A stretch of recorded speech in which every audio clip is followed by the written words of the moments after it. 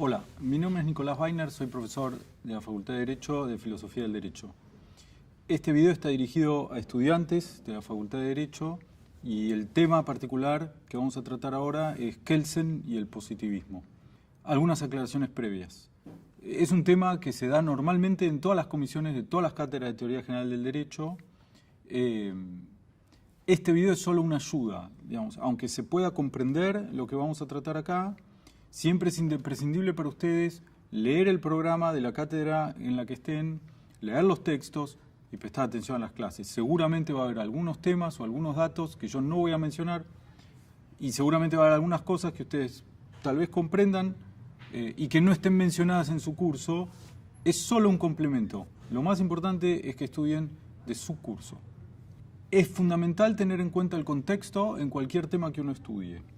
En este caso vamos a trabajar el positivismo porque es parte importantísima del concepto de Kelsen, ¿no? El positivismo es una corriente no solamente de filosofía del derecho, sino en general de cualquier disciplina que estudia el comportamiento humano, que surgió en el siglo XIX. En líneas muy generales, el contexto es el siguiente. Imagínense un pueblo, una ciudad de Europa, del siglo XIX.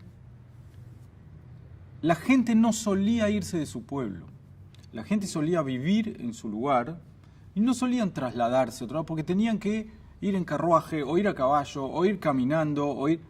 Los medios de comunicación no eran los que tenemos hoy en día y entonces la gente no solía salir. La producción de cualquier cosa que uno consumiera era en general artesanal. Si ustedes piensan ahora qué tienen puesto, en dónde están, el piso del lugar donde están ustedes se produjo en serie. Los tubos de luz del lugar donde ustedes tienen, las bombitas de luz de donde están, el celular que tienen en la mano, la ropa que tienen puesta, etcétera, se produce en serie. En aquella época, antes del siglo XIX, eso no existía. La producción era toda artesanal. Sin embargo, en algún momento, de a poco, no es que fue de la noche a la mañana, no es que haya sido de golpe, pero de a poco las cosas se produjeron en serie, salían de alguna fábrica, ¿no? Esto a la gente al principio los maravillaba, porque era más fácil conseguir ropa, porque no era tan trabajoso, porque surgieron productos nuevos, porque las casas se construían mejor, surge el ferrocarril. El ferrocarril fue una revolución para ellos. Empezó a unir los lugares que estaban lejísimos y que sin embargo se empezaron a acercar. La gente podía viajar distinto y sobre todo el comercio se enriqueció porque aparecían productos nuevos o aparecían en mayor cantidad, etcétera, etcétera, ¿no? Piensen en el teléfono. Hoy en día es casi imposible para nosotros imaginarnos con cierta veracidad qué es lo que pasaba en una época en la que no existía el teléfono. Y de repente resulta que vos levantás un tubo, marcás así, pues, se marcaba así antes, ¿eh? Marcás un número o le pedís a alguien que te marque un número y hablas con una persona a la que no podés ver. No solamente que está lejos en otro pueblo, sino dentro del mismo pueblo. Alguien que está fuera de tu casa, a 10 cuadras, 5 cuadras, lo que sea. Era una maravilla para ellos. La gente en general, los habitantes de un lugar se maravillaban. La luz eléctrica. Antes la iluminación, cuando no era natural del sol, se hacía con faroles o se hacía con velas. Y de repente apareció la luz eléctrica, ¿no? Entonces le cambió la vida a la gente. No fue todo junto, ni fue todo de un día para el otro, pero estas distintas creaciones y producción de bienes e incluso de servicios, porque el ferrocarril son bienes, pero el servicio es el transporte, ¿no? Cambió totalmente la sociedad. Y la gente estaba maravillada. Pero además de eso, la gente sabía que estos avances eran consecuencias del desarrollo de las ciencias. La aritmética, la geometría, la física, parte de la química, etcétera, traen combinadas la ingeniería, la arquitectura y demás. Entonces empezaron a maravillar con lo que ellos llamaban el progreso de las ciencias duras. Las ciencias duras son las que tienen como objeto de estudio algo que no está animado, ¿no? Entonces las ciencias duras, ya desde el concepto general en las poblaciones, empezaron a adquirir un prestigio que no tenían las disciplinas que estudiaban el comportamiento humano, que no tenía el derecho, que no tenía la economía, que no tenía la psicología, que no tenía la pedagogía, etc. Empezaron a adquirir un nivel cualitativamente más alto en la consideración de la gente, ¿no? Lo mismo pasaba en el mundo académico. En el mundo académico, las ciencias duras adquirían un prestigio distinto del que tenían las disciplinas, no me animo a decir ciencias todavía, las disciplinas que estudiaban el comportamiento humano. Las diferencias en general estaban dadas, por ejemplo, nosotros podemos hacer una cuenta, 7 más 3 más 4, va a dar 14 acá, en Zimbabue, en Japón, hace 100 años, dentro de 5 años, etc. No importa quién hace la cuenta, no importa cuándo la hace, no importa dónde la hace, es siempre igual. Eso se llama objetividad. En cambio, si tomamos en cuenta las disciplinas que estudian el comportamiento humano, vamos a ver que no siempre pasa. Ustedes pueden tener una metodología de estudio y les va fantástico una materia. Aprenden todo, sacan 10. Utilizan la misma metodología de estudio en otra materia y quizá les va mal. Quizá no la aprenden tal cual, quizá no se sacan las mismas notas, ¿no? Y ejemplos hay infinitos, por supuesto. Entonces, las ciencias duras tienen la característica de la objetividad, las disciplinas que estudian el comportamiento humano no la tienen. Por ejemplo, si nosotros ahora agarramos un fósforo y lo prendemos y lo tiramos sobre un tonel lleno de nafta, nafta pura, ¿no? No nafta con agua, nafta adulterada, nafta de verdad, va a pasar que va a explotar. No solamente no importa si lo hago yo, o lo hace vos, o lo hace otra persona, en dónde lo hace, etcétera, sabemos lo que va a pasar. Si yo tengo 7 milanesas, ¿no? Y sé que tengo que cocinar 3 milanesas más, sé que voy a tener 10 milanesas.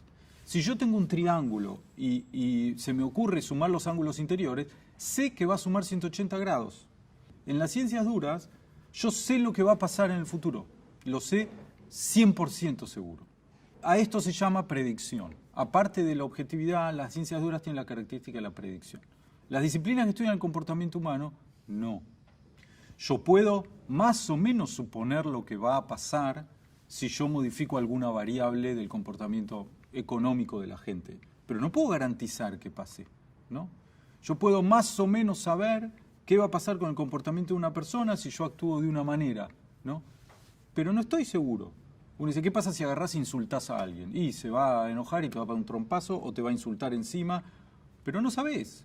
Quizá simplemente no te da bola y sigue de largo. No podés prever exactamente el comportamiento humano, a diferencia de lo que pasa en las ciencias duras.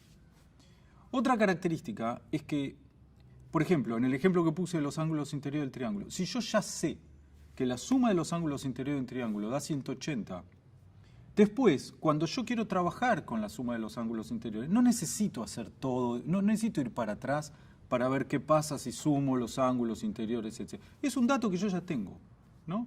Entonces, con lo que yo avancé, lo puedo tomar como punto de partida para seguir adelante. O sea que dentro de esa disciplina puedo estar mejor en un momento que en el momento anterior. Eso se llama progreso. En las ciencias duras existe el progreso. En cambio, justamente en la época que venimos del naturalismo, las disciplinas que estudian el comportamiento humano tienen un problema. Un problema. Para esas disciplinas no es un problema, ¿no? Pero visto desde las ciencias duras sí lo es. Y es que siempre tengo que ir para atrás. Nunca puedo tomar el punto de llegada. Ahora, por ejemplo, Hobbes, que hablamos en el otro video sobre Hobbes, y el miedo. Los autores de la época se la pasan discutiendo para atrás, que si el miedo es más importante, que si el miedo no es tan importante, que si la competencia, que si en realidad hay otra pasión básica más en vez de las que vos nombraste. Se está todo el tiempo rediscutiendo el punto de partida, ¿no? Entonces no hay progreso, porque no puedo tomar el punto de llegada para seguir adelante con objetividad. Las ciencias duras entonces tienen las características de la objetividad, la predicción, el progreso. Y después hay una característica muy importante. Suponete que vos hacés aritmética. Vos partís del 3, del 18, del 44, de la suma, de la resta, de la división. Son puntos de partida que no son de la geometría, que no son de la química, son específicos de la aritmética. La geometría tiene la noción de punto, no hay nada más pequeño un punto. La noción de paralelas, que son las líneas que comparten todos sus puntos o que no tienen ningún punto en común, si son rectas, ¿no? Esas nociones son de la geometría, no son de la aritmética o de otra. Entonces, todas las ciencias duras tienen punto de partida interno a esa disciplina. Y después tienen lenguaje propio, la noción de raíz cuadrada, del binomio cuadrado perfecto, de cualquier otra aritmética, son de la aritmética, no son de otra disciplina. Entonces, fíjate lo que pasa.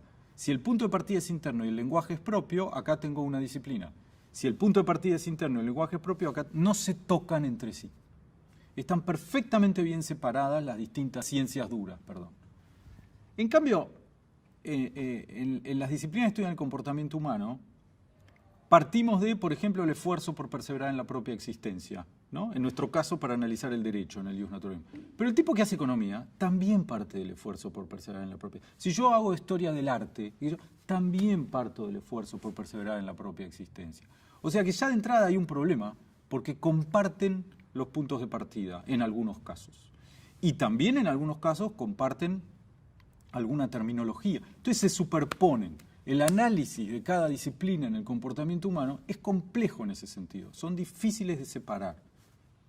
Bien, objetividad, predicción, progreso, punto de partida interno y lenguaje propio. O sea que esas dos últimas, punto de partida interno y lenguaje propio, hacen que estén perfectamente bien separadas de las demás. Y luego viene una característica central, requete súper importante. En el trabajo científico de las ciencias duras, se dice, por ejemplo, si un rayo de luz atraviesa un prisma, se abre en distintos colores. Hay una variable y hay otra variable que es consecuencia de la anterior. Inevitablemente, ¿no?